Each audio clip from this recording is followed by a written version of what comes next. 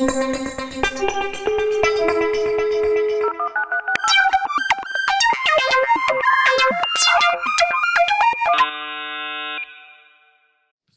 signaling low battery, but hopefully it will be enough. I don't intend to speak too long.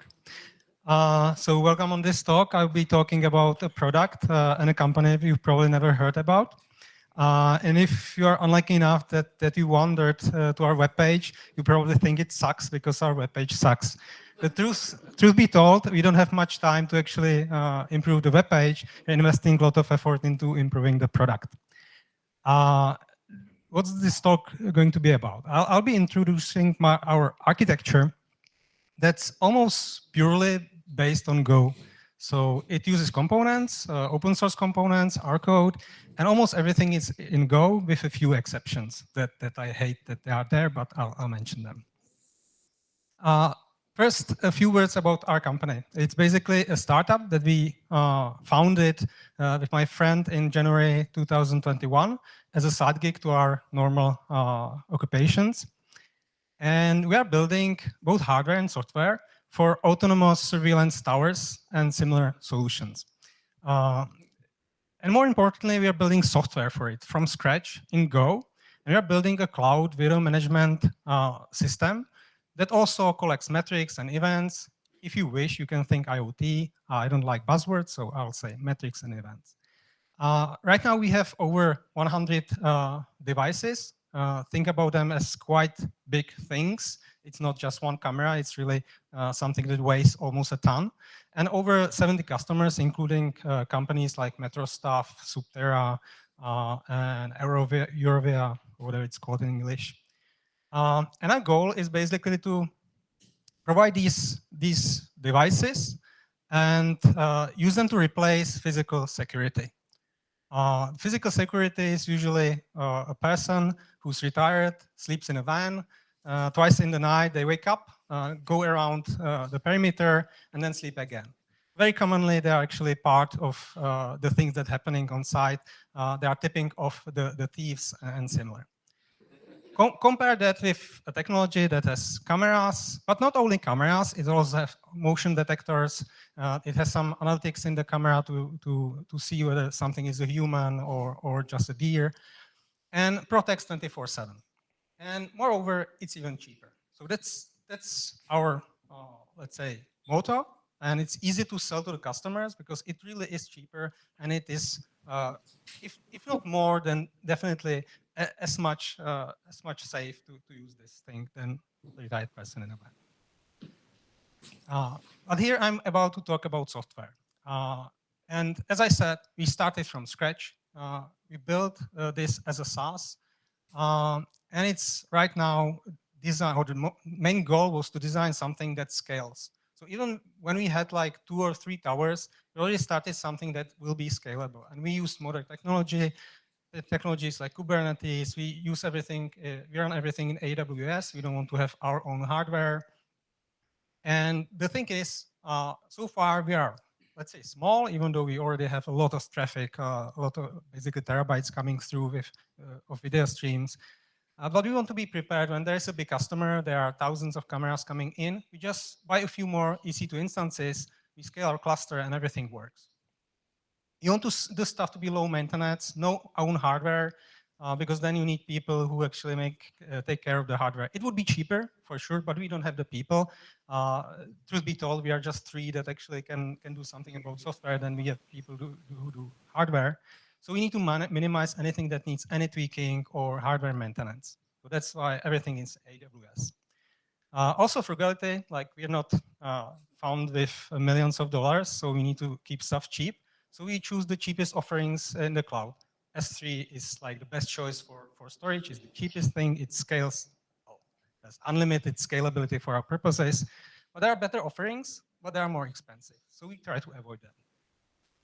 And also, we started everything as infrastructure as code. So anything runs is described in Git repository, both in the sense of the AWS infrastructure, but also in the sense of what runs in the Kubernetes cluster. This is our architecture, simplified. Many of these things are actually split into microservices, but I want this to be like super clear. We have as everyone, we have some API gateway and authentication. Then we have some backend with API, TypeScript frontend. Like you cannot really meaningfully write in Go frontend. Uh, so that's not Go, but you can understand that, I guess. Then we are handling the events. That's the events gateway. We use Mimir and Loki, two open source components for processing metrics and events, both designed for scalability, storing in S3. And we use Nuts cluster as an events bus. So no Kafka, no similar stuff. It's Nuts, again, pure Go.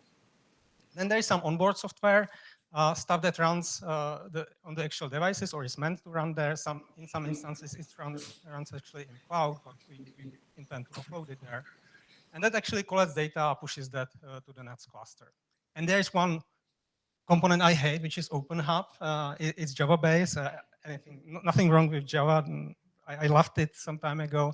But it's a pain in the ass. Like it consumes huge amount of memory. It's unreliable. Most issues come from OpenHub. It's basically a component that's meant as a intelligent house that you run yourself, and it manages things like alarm and heating and stuff like that. The nice thing is it has many device drivers, which is why we use that. We need to implement everything ourselves, and we'll definitely do that at some point. Not there yet.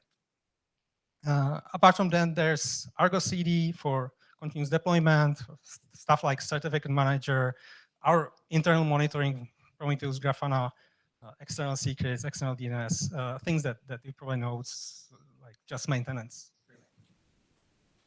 I'll go one by one through some segments of this, and I don't have time, and I don't intend to go too deep, but I do plan to like motivate you to have a look into the components yourself. Like I'll quickly say what they do, why we chose them.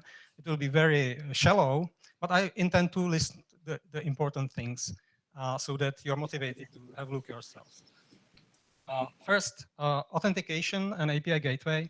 We use Ori. If you're not familiar with that, it's a modular open source authentication authorization ecosystem. It's pure Go. It's very clean code. They have very nice, concise Docker images, no extra stuff. And it's built for scaling from scratch, from get-go. So it's meant to scale. It has REST and gRPC API. gRPC, not 100% coverage, but it's there. And it doesn't have any UI. It's up to you. It's really meant to do the job of identity management, authentication, authorization. But they don't care about UI. It's up to you.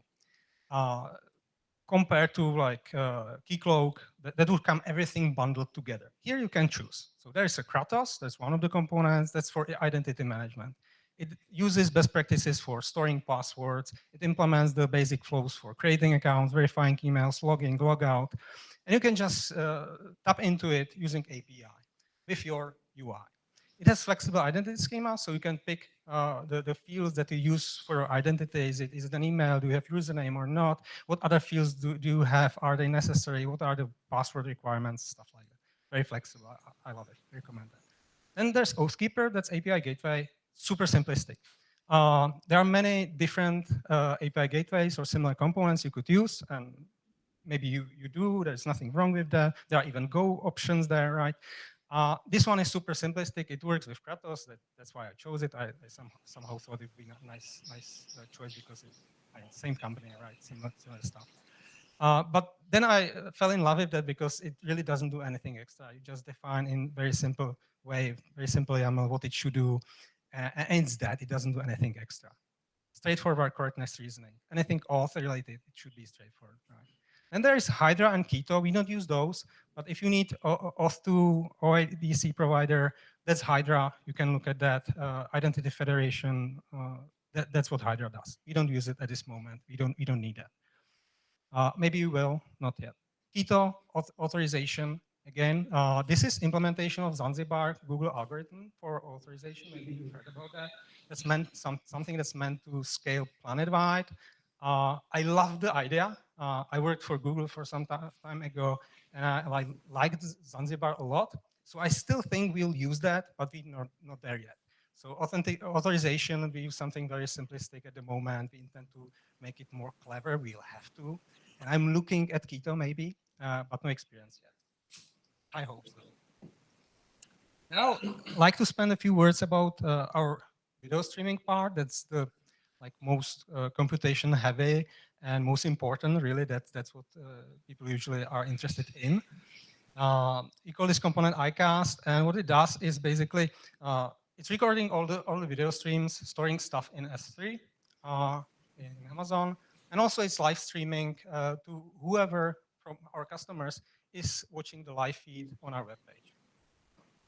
This is basically tens of terabytes constantly being rewritten because we, by default, we store like 14 days of recordings, so we constantly rewrite everything. And that's nice because in AWS, basically pay for, mostly you pay for outgoing traffic. So we just feed everything we can into S3. We do pay for storage, obviously, but then the outgoing traffic is the thing that's expensive. In our case, not that many people actually watch the recordings all the time, right? They don't watch the live stream usually. Sometimes they do, but not too often. So it's a very nice use case for us because it gets relatively cheap. We just feed data in, that's for free. And then sometimes people watch a bit and we pay for it. We serve everything using WebRTC. That's a protocol mostly used for online meetings, really, like this one. So it's for basically sharing or distributing media over web. But we use it for streaming stuff, looking into archive. And the nice thing is super low latency. There are other things that have low latency, but this is something we found out this is best for us, really. We have like 200 milliseconds. And think about this use case, why it's important for us. We have cameras, then they have pan tilt zoom, like you can rotate them. And when you do that, the latency is super important. Otherwise, you are like looking at the perpetrator trying to move the camera, and if there's latency, it's a terrible experience. And we are, I can even claim we are better than things that run on your desktop. The camera is connected to it. You're looking at the desktop, and we have better latency than that, and we go to Frankfurt and back. And nice thing is, it's supported in vast majority of platforms: PC, Linux, Mac, Android, iOS, what you wish. So we just have a web app. We don't have like desktop app. We do have Android app, but it's just like, trusted web activity. So it's just wrapping of the web page. But it runs everywhere, so it's really, really nice. Low effort, runs everywhere. Kind of like Java, it's not. Libraries you might be interested in: Python WebRTC, gRPC, like lib. That's for getting the streams of RTC for. But the challenge here for us was work distribution with minimal interruptions, really. Like, consider, we don't have single component, well, we have single component, but many replicas of that does this streaming and recording. And we need to distribute let's say the cameras, the individual cameras, to those replicas, and we want that to be relatively stable when things happen. So we could do that very naively this way. Like, you would have a hash domain and basically hash the work into that hash domain. Think unsigned integer 32 bits, let's say. And we will assign hash ranges to segments of workers. So if you have 10 replicas, you would just split the hash range and then compute hash of the work. So let's say you have n workers, you would have this hash domain from 0 to max UN 32. And we have the task basically split by the number of workers. Wherever the hash falls in, we assign to the worker. But there's kind of trouble here. If we add a new worker, we need to reorganize stuff, and a lot of things get reassigned. You might think that doesn't happen that often, right? But it could, right? If you think about automatic scaling, you don't have it yet, but we will, right? We want to be prepared for that. Also think about a node goes offline. We get pod that's unschedulable. The whole segment would get unassigned, right? So we don't want that. We don't want that to be so fragile, let's say. So we use consistent hashing. That's similar. We have the hash domain. We just think of it as a circle from 0 to max uint, and then again, like it's a circle. And then we don't assign fixed ranges. We just hash the workers. Identifier could be random, could be stable, depending on its situation. They get on the circle somewhere, and then they handle whatever is there from their hash to the next one. And then you have the task, you hash it again, it ends up somewhere on the circle, and now it's worker 2 again. So you might think, how is it different? Well, it's different in a sense that if you add a worker, it just really changes the assignment of the things that it gets as the new stuff. So if we edit worker here, it will change the assignment of these, which is exactly the share it should get. So it's stable, right, in this sense. So that's why we chose it. Other tools chose the same thing. For example, the Mimir, the Loki, we'll hear about a bit later. And we are really happy with that. There are shortcomings, though. You can think it doesn't look too even, right? This has much more work than this one. So you can improve further, right? So to balance the distribution, each worker can be represented by multiple points, right? It doesn't have to be a single one, which tend to be unbalanced then. So you can have the circle and split it, let's say, in 4, and then make sure that in each quarter, there's one representation of the worker. You could do it differently. There are different ways to do that. But this way, you are statistically more likely to have a balanced distribution. So that would work this way. Each worker has representation in the quarter. Then we split the work, again, as described previously.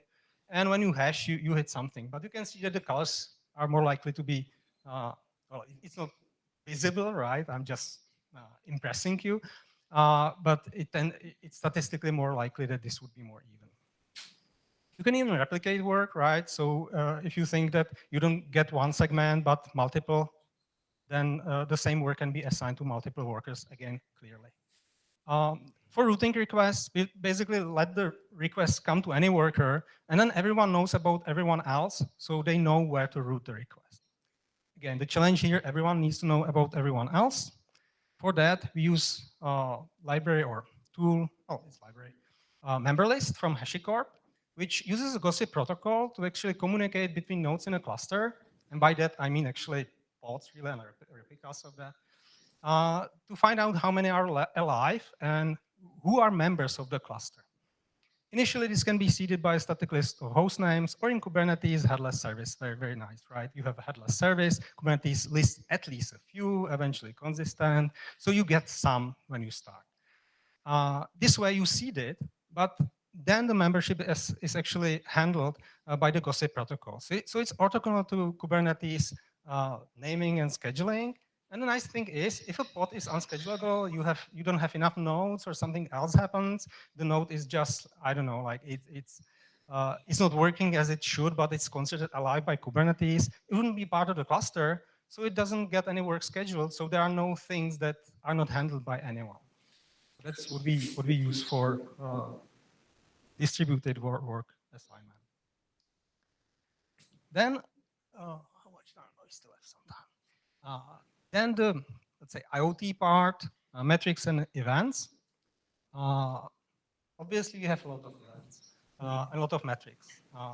We have a lot of towers, and every tower have many detectors, cameras, and every stuff there really sends some data. Solar panels, like we have batteries. What's the power in batteries? What the solars are actually giving you? What's the temperature in the location? Then we have the sensors that get triggered by motion. Again, many for a single tower. All the cameras use analytics, so they all the time send stuff like, hey, there's a human. Hey, there's a human. There's a license plate recognition. So all those events come, and it's quite a lot of data. And then there are two challenges, really: how to stream those events and distribute them in scalable way, basically message bus or broker, and scalable and cheap persistent storage. You heard enough, you know where it's going to end, right? Message bus, we use NATs. I'm super happy with this. It's pure Go again. It's scalable, written to be scalable from the get-go. It's multi-tenant.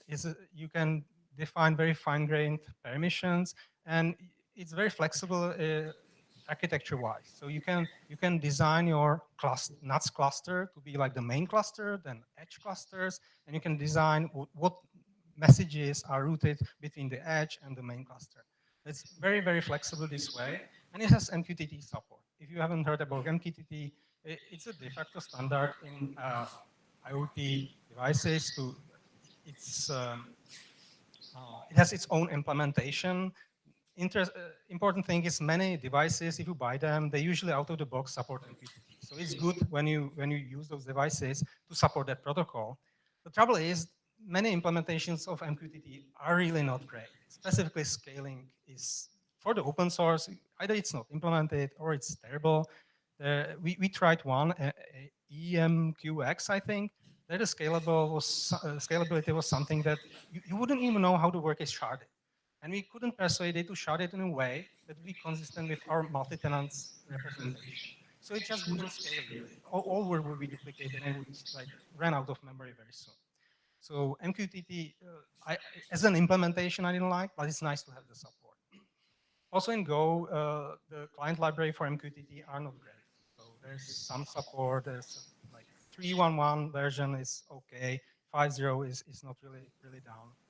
Then you consider Kafka, but personally, I don't have great experience with Kafka. I don't know, like your mileage may vary. Wherever I worked, Kafka was an issue. It was usually, again, de facto standard to use it for message bus, not IoT, but for in like cloud architecture. But usually you would have team making sure that Kafka is like fairly up.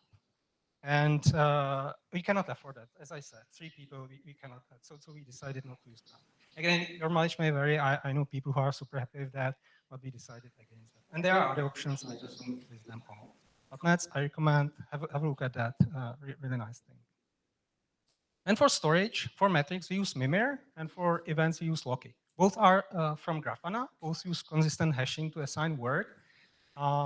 Mimir is at least similar to Cortex. I think they even share code base, but I'm not really sure. But the interesting thing for us, or important thing for us, is they store stuff in S3. Yeah, okay, so they store stuff in S3, which is again cheap, unlimited scalability. I love that. Like you could use other databases for time data, but you would have to usually have a volume or something that's more expensive. You don't want that. So Mimir and Loki are our choice. Loki, if you're interested in, one thing, it doesn't index the content. Sorry, no problem. It doesn't index the content. It only indexes the labels of the events. So you need to be happy with that. Otherwise, you get, if you want like full text, you need to like search through everything. So it's not optimized for that. But if you are happy with searching by labels, it's a great tool. Last thing, I wanted to mention infrastructure as code. We use 2 main tools for that. Terraform for, let's say, the high-level thing, like whatever we need in AWS, the infrastructure, like the actual cluster, the roles, the permissions, like settings for the worker groups. That's in Terraform. We have a dedicated repository for that. We have a branching model when there is a dev and then it's production that trails dev. But the same repository basically contains information about both environments. It's configurable based on the branch or workspace in Terraform. So in the same repository, you have everything declared, parameterized, and then by the branch, you basically ensure that the dev is kind of in front of production, so you push stuff a bit later to production. For us, we use manual push. It's possible to do this automatically. I didn't have the balls yet, so manual push so far. Recently, Terraform announced that they will be changing license to BSL in 1.6. I'm not sure what we'll do about that yet, but there seems to be an open source fork, OpenTofu. So maybe we'll go to that. We'll see. Like 1.6 is not there yet, but that's something to keep an eye on. And then for the actual insides of the cluster, we use ArgoCD. So that describes what runs on the Kubernetes. So all the services there, our dependencies, our own services, everything is described in ArgoCD. Part of ArgoCD obviously runs on the cluster. It automatically applies Git changes, so it basically watches the repository, and whenever something changes on the branches following, it makes sure that anything in the Kubernetes cluster, kind of anything we want to run there is actually the thing that's in Git. So similar idea, but on a different level. We use the same branching thing, like there's a dev and production is trailing dev by merging dev into production to basically make a release. So, and it's automatic. There I cannot delete that, so or trust it. That's what we have there. Yeah, I didn't go very deep. You could say not at all. The goal was like you can build everything like this in pure Go. Few exceptions. We use engines here and there. We wouldn't have to, but we do. And we use OpenHub that we have to do at the moment. And it's a pain in the ass. It's great tools, lots of support for home, for smart home. Yeah, I would use it definitely. For this, it matches just by having the drivers. So I need them in Go, not yet there. We use cheap storage as much as possible. Those thus the choices of the library or tools, Mimir, Loki, and where we store the recordings. Right. Cool. That concludes what I wanted to share with you. It's just a map where our towers currently are. It doesn't look like much, but there's a huge bundle here and here because there's a lot of construction. So it really over 100 of towers. So if you have any questions, please don't keep me here.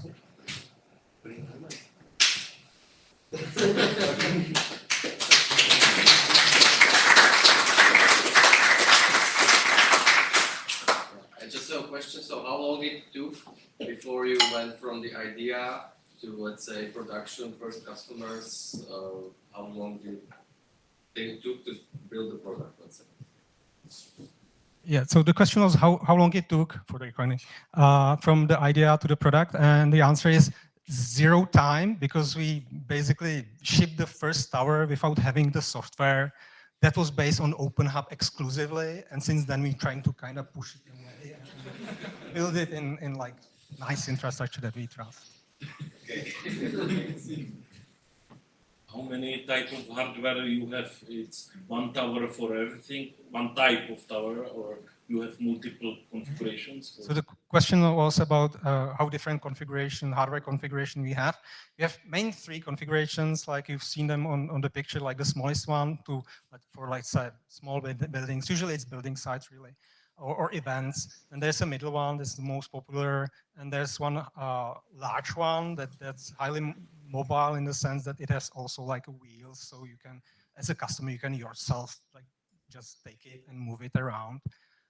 They also differ in the sense if they can survive winter more or less, because on solar power since spring to autumn, it's fine. And we have a lot of solar power, it's super overpowered, and we don't have that much consumption. But in winter, like in Czech Republic, you have those weeks that have no end. Like there's gray sky, you don't have almost any solar. So in the smaller versions, you wouldn't have anything that kind of can supply the power, so it would be offline in those weeks. So whoever has that and doesn't have electricity, they need to understand this. For the middle model and larger model, you can place basically a generator there. We use like methanol generator, which is green, but most importantly, it doesn't have any moving parts, so it just produces energy. It's just expensive, so they differ in this sense. And then we have some like just additional small things with cameras that you can plug into the location when they already have some power. What's the hardware in the tower? Hardware in the tower. So computation Teltonica router. You don't need much. So you have, I don't know, 200 megs of memory for Go. Yeah, sure. Why not? It's running Go software. Yeah, like the onboard software there is Go, some of it, right? As I said, I kind of described, I didn't say it, but I kind of wasn't entirely straight there. The thing that runs on board that I showed the diagram, some parts of that run in cloud. They are one-on-one mapped to things that should run there. Reason, there's this OpenHub in Java that needs like, I don't know, half a gig memory. We don't have it there, right? So it's still not fully on board. But that Teltonica router is good enough to run anything we need in Go. And then you have like alarm, SATEL, lots of hardware components for handling those solar panels and cameras. Have you started exploring any AI capabilities for your application? Yeah, if the question is, have we started exploring some AI capabilities? I did mention I'm not a huge fan of buzzwords, so yes and no. Like these days, cameras themselves have a lot of AI, a lot of detection, and we try to rely on that. Later on, we'll definitely employ some, like probably off-the-shelf libraries to do some detection. But we can't do it on all the streams. It's super expensive computationally. We try not to even like decode the streams when we can, right? So we can just take what's there, store it, and then push it to the clients. If we need different resolution, like we either change it or the camera can have multiple streams so that we don't need to touch it because it's expensive. Doing like recognition on all those streams would be super expensive and our clients wouldn't pay for it, right? But what we could do, and we plan to do eventually, not now, is we could trust the camera in stuff like it detects motion, it detects a human, and then for a short period of time, you could do like expensive analysis on that. And then stop because it's expensive, right? So we could trust the detection, and that would limit the amount of computational power we would actually spend on that. And that's also a promise. Not there yet, I'm trying to be honest. Anyone else? It's okay.